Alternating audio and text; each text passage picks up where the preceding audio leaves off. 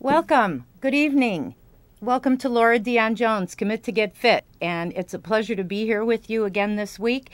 This is the second in a 12-week series of weekly TV shows that are designed to help you find your secret, the secret to your own true and everlasting weight loss. And you know something I want to tell you, everybody who tuned in last week, there's a saying that you never get a second chance at making a first impression, and this week we want a second chance to make a good first impression, because I got to tell you something, last week's show was just incredible, and everything that could possibly go wrong did. And what we are going to do is this week, well, actually, Dr. Ian wasn't able to make it, and we spoke to his publicist, and in a couple of weeks he's going to try and fit it in his schedule to come back and be on the show. And if he can make it, he will be live here in person. Again, this show is only 25 minutes every week, so we're going to make an effort to use the best amount of our time. And one thing I would like to tell everyone is there are no excuses for being overweight. None. And it is much more difficult to stay fat and unhealthy than it is to lose the weight. Once and for all, and trust me on this, and I will prove it to you by the end of the 12 weeks. I've lived my lifetime in obesity's shoes, and I consider myself an unofficial PhD in obesity, and believe me, there is almost nothing that you can tell me about being obese and the struggles of losing weight, because I've lived that life for a lifetime. Through my former radio show, I helped motivate 182 Elgin and Fox Valley area residents to lose 1,800 pounds. What I do is I give people the tools, and what you do with them is strictly up to you. I have a motivational quote of the week, which I really love to give every week, and I also start all my motivational articles off that way. And this week's is, dieting success is how far you bounce after you hit bottom. George S. Patton, General George S. Patton. But his quote was really, success is how far you bounce after you hit bottom. I add the dieting thing. And I would always like you to think, what do I want to get out of this session with Laura Dion-Jones? What do I want to do? What do I want to do to commit to get fit? I'd like you to use our time together as private motivational weight loss coaching, if you will. We have sessions twice a week, and you don't even have to leave the house. If you can, tune in tomorrow night to my Blog Talk radio show. It's from 7 to 8, and it is available to listen live from my website. And that is, I want to give you the information. My website is commit-fit.com, and my email is laura@commit-fit.com. So every Tuesday night, 7 to 8 p.m. Central Standard Time, for an hour of more motivational info, weight loss tips, advice from our special guests. And I would like to remind you that you're listening to Commit to Get Fit with Laura Dion-Jones right here every Monday night at 7 p.m. Central Standard Time. And this is a live call-in show. It's an interactive call-in show, and the number is right at the bottom of your screen.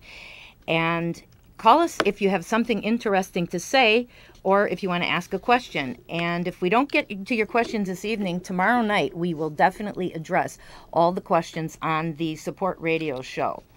And one of the things that I would like to tell you is that our special guest this evening, and I am going to show you his picture while he segues in, but he is an old friend of mine, and I am very proud to announce this evening's special guest is Noah Richter.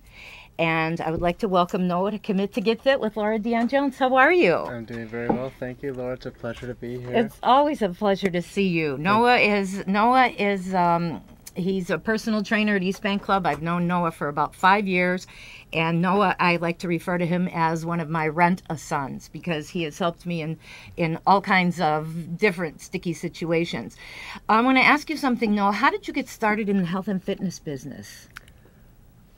It wasn't necessarily a choice to get started. It was just sort of always a passion of mine growing up.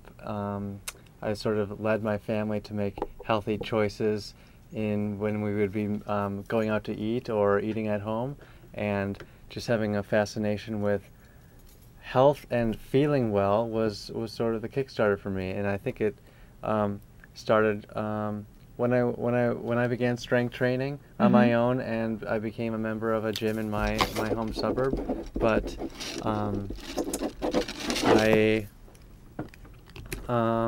from there, I was just always interested in healthy eating, and that's it. But you were very active. You were into rock climbing and everything, because I remember when I did, when the mayor of Elgin, the former mayor of Elgin's wife, asked me to come and rock climb with her. They have a place in Elgin called the Center, and they have a 35-foot climbing wall there, and she climbs every Monday night, and she invited me to come climbing, and it was 6 months after my first knee replacement. And I called my orthopedic surgeon and I asked him if I could go wall climbing, and he said, yeah, let me know how it goes. So I took that as a yes, and then I happened to mention it to Noah because I knew he climbed, so he was giving me advice on shoes and everything. But Noah's like, who are you, like Grizzly Adams kind of? He's like an outdoor guy, and like a cross between Grizzly Adams and MacGyver. Anyway, did you, or was there anybody near and dear to you in your heart, in your life, that had weight problems or anything? What made you so health conscious? I can't necessarily answer that in any explicit way, other than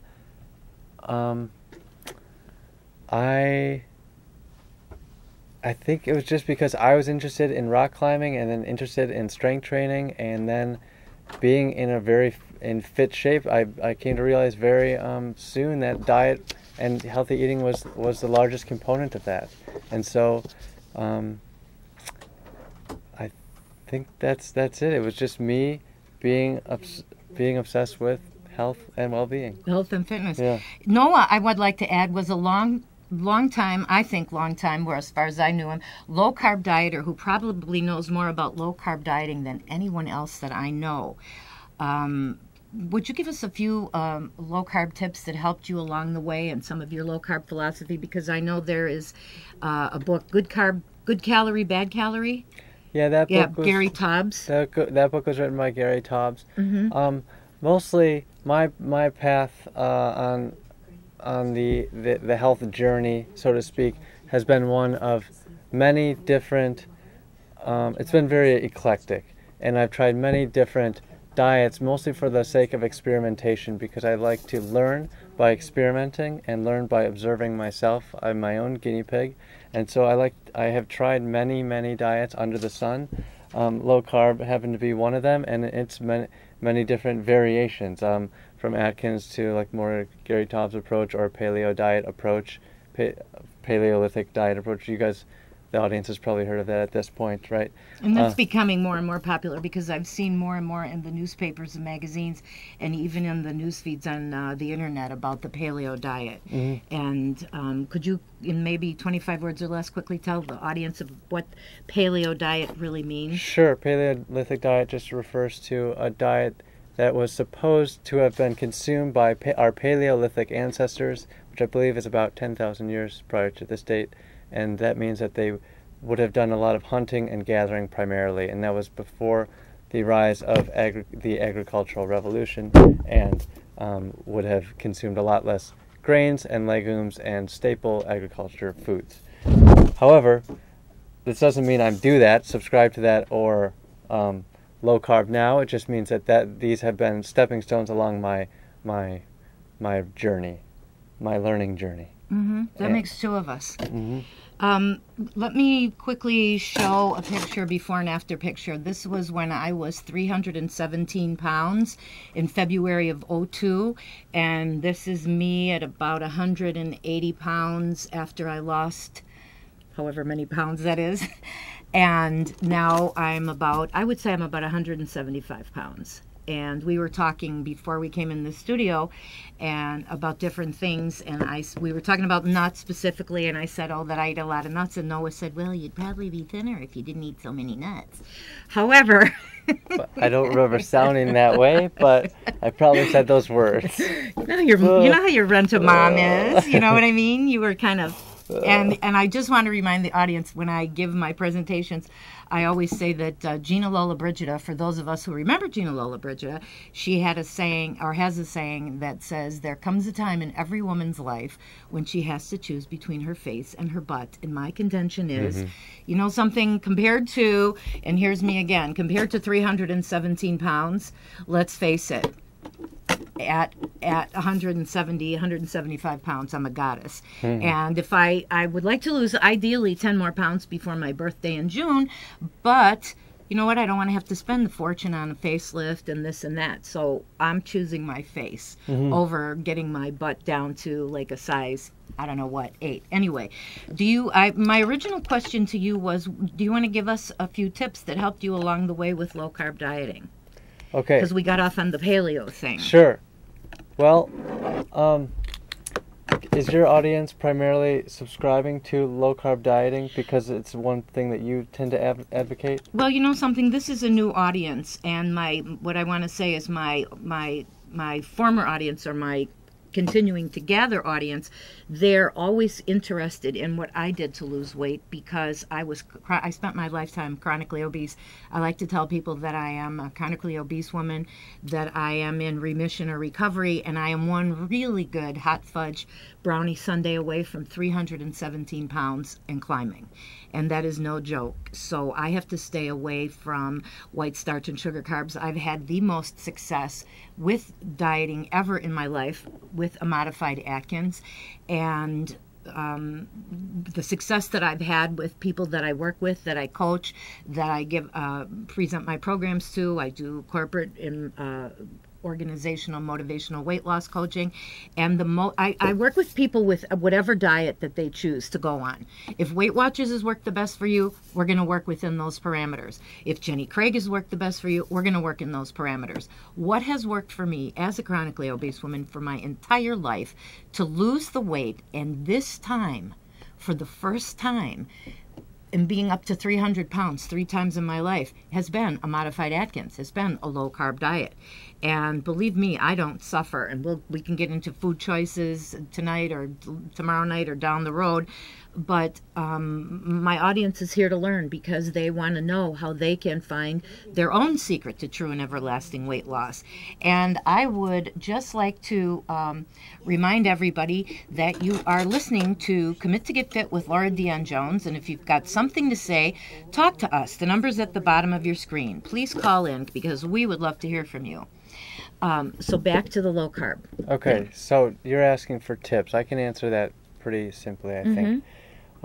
Tips, when I was first embarking on low carbohydrate, you might look at me and say, well, this guy's thin, why is he dieting? Again, it was just for experimentation's sake. How does one feel? How does one's weight react or respond to a low carbohydrate diet? But for me, my primary importance was always health. Health, health, health. That means health and longevity, health and well-being, health and feeling vibrant, feeling energetic, feeling great. So when people think of low carb, I think they tend to think Atkins diet, which tends to lay heavily meats, cheeses, creams, eggs, things of that nature, because those are the foods that, if you remove some of the other satisfactory foods from the American diet, such as all the breads, pastas, bagels, things of that nature, then what are you left with if you're still trying to eat a very tasty meal? So it comes very heavy on the meat and eggs. We all know that. But in my experience, the best approach is fiber. Okay, fiber, because if you only eat those meat, egg, cream, dairy, stuff like that, without the carbohydrate from nature, and when I say nature, I mean Mother Earth. Not brownies. No, not brownies, and not bagels, because those are not found in nature. But fiber, so that's all of the foods of the plant world, namely all your green vegetables and colorful vegetables, and even some fruits. Laura likes to keep the fruits on the lower glycemic side, and that's probably appropriate for a low carbohydrate dieter. But I think it's probably just because, as Noah said, he used himself as a guinea pig, I used myself as a guinea pig this time around, and kept food journals and everything. Sorry for me jumping in. No problem. But that's the whole reason why I do that, because I was never able to lose the weight and maintain it. And this is the first time I've gotten it off, and I've kept it off, and I've lost more, and I'm not on my way back up to 300 pounds again. So just jumping in there with that one. Sure. That's great input. Back to it, just believe strongly in fiber's ability to sort of cleanse the system. And also with fiber, you're eating a lot of antioxidants, you're eating a lot of vitamins, minerals, and nutrients, and those are the foods that tend to make people feel really well nourished, really great. Those are the powerful foods of the plant kingdom, and I believe heavily that your diet should be based on those. Not meat-based, not cheese-based, but you could probably include those foods in a healthy way if you primarily focused on fibers and colors. And fish. Okay. And fish. Well, are we against fish? I'm not against anything that helps someone achieve their health goals. I'm not a big meat or fish eater, but those are personal preferences and maybe not even appropriate to discuss in this question. Okay, we have a comment from Amber, and she says she's been following my blog and walking and every day and thinks what I'm doing is great. And Amber, I can't thank you enough. Thank you very much for being a follower. And call in tomorrow night if you'd like to talk and say anything in person. Listen live from my website, commit-fit.com, 7 to 8 tomorrow night on Blog Talk Radio. But listen live on my website. Noah, what do you think are some of the chief benefits of following a low-carb lifestyle? Okay, again, low carbohydrate, for Laura, I think that means cutting out all the white foods. Everyone knows what that means, right? The white starches and the sugars. Those are actually not foods, and if you get down to it, there's nothing in it that resembles food. It's just pure energy it's completely devoid of nutrients. So what happens is it spikes your insulin because your blood sugar gets so elevated in an unnatural way because your body at this point in the evolutionary time is not equipped to deal with these really high sugar, high starch meals without fiber and without nutrition. So I think, the benefits though would be to keep your blood sugar in check. By not eating those foods that are completely devoid of nutrition, your blood sugar stays in check, and people tend not to then overeat things because their insulin doesn't surge and then blood sugar doesn't plummet. And when that happens, people get tired, people get lethargic, they think they need more energy, and their body is asking for real nutrition. And so that is one of the great benefits. That's awesome. Listen, we have someone on the line, Tiffany, and she says, does Noah recommend veggies raw or cooked? Does it lose nutrients when you cook? There's some debate on this specifically. I'm a huge proponent of raw vegetables if they're well digested. Sometimes that takes a bit of preparation, either through ancient styles of fermentation or even sun drying can help do this. I don't want to get too complicated here, but I think vegetables in the raw state are great if you have an ability to digest them well. And oftentimes that just means chewing really well, and which they're meant to be chewed really well, but go slow with raw vegetables, because if you swallow it too fast and too fibrous, your stomach's going to have some upset. But I do highly recommend them raw. Here's why. They include their own live enzymes. That's a huge, important factor that I'd love to talk about tomorrow in detail. Yeah. But when you cook a vegetable, you often destroy its enzymes, which usually are destroyed at around 100 degrees or 115 degrees. That helps your body break down the nutrients themselves or break down the food itself. It's a very important factor because then you don't tax your body so much, tax your digestive system and its own enzyme supply in order to break down these foods. That's a very great question. It does lose nutrients often when you cook it. Sometimes it's insubstantial, and it kind of depends on the way in which you cook it and the extremes in which you cook it at. Great. Okay. And you know what? Tomorrow night, Noah's going to join us on Blog Talk Radio, 7 to 8 p.m. Central Standard Time. Listen live from my website. And let me just give you that again, commit-fit.com. My email is laura@commit-fit.com. If you want to email me any questions before tomorrow night's radio show, I would appreciate it. Noah, I have to attribute to one of my very favorite quotes, and it is, you cannot exercise your way out of a bad diet. And this is something I wanted to bring up tonight with you on the TV show. Okay. What are your still feelings on that? Because I always tell everybody that. Okay, I do still feel that way. To be honest, I feel so strongly about that because I think diet or eating is such a vast component to this health equation, health and weight loss. Because if you look at the calories, and that's really what a lot of weight loss comes down to, calories, and the calorie balance equation. Mm-hmm. When you look at the numbers, let's say you were going to do a cardio class that was about an hour. Depending on how hard you work and your weight and many other variables, let's just give an estimate. An hour of work, maybe you would have burned between 200 and 400 calories. Now that might not even be extra from what you would have burned sitting on your couch. Let's say it was 400. You probably would have burned about 60, again depending on your weight and your gender and your metabolism maybe, but 60 anyway. So maybe an extra 340 or 320, something like that, from doing that hour-long class. Well, 300 calories you could pretty much make up for with a couple handfuls of almonds, two slices of bread with a little piece of cheese on it. If you were to give that up, something simple, so, 2 pieces of fruit is almost 200 calories, then you really have negated all the work you would have done. I do not at all mean to discount the benefits of exercise, not at all. But nutrition is so huge in terms of its amounting to caloric damage, if you will. We don't want to be against calories, not at all, but some foods they're very calorically heavy. Mm-hmm. And so sometimes people, though, they think that they can eat with abandon anything they want, and your contention was you cannot exercise your way out of a bad diet. You can't do cardio till the sweat's pooling around you on the ground when you're on the elliptical or whatever, and then go and have a hot fudge sundae. You can't do it. Diet and daily cardio go absolutely hand in hand. Yeah. Regardless of what diet you're on, regardless of what you're eating. We're running out of time, and I would like to know to wrap up, what is your bottom line message, if you're going to give anybody a bottom line message? Okay. What would be the most important takeaway from this interview? Wow. Well, we didn't even get to it. I didn't even get to my overall philosophy or message. Tomorrow night. Well, let me try to just lay it down. Okay.